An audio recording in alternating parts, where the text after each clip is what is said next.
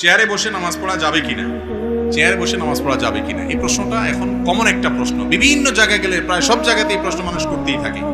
ভাই, নামাজ পড়তে হবে দাঁড়িয়ে, রুকু করে, সিজদা করে, চেয়ারে নয়। এটা হলো নামাজের মূল বিধান। কেউ যদি নামাজ দাঁড়িয়ে পড়তে না পারে, নবী করিম সাল্লাল্লাহু আলাইহি সাল্লাম এক ব্যক্তি অপারগ অসুস্থ, তাকে বলেছেন যে তুমি দাঁড়িয়ে নামাজ পড়তে না পারো তাহলে বসে পড়বা। বসে পড়তে না পারো শুয়ে কেবলার দিকে পাও দিয়ে, মাথা বিপরীত দিক দিয়ে তুমি মাথার ইশারা করে নামাজ পড়বা। মনে মনে নামাজ পড়বা যদি তোমার সেন্স থাকে, কিন্তু নামাজ তোমাকে পড়তেই হবে যে কোনো অবস্থায়।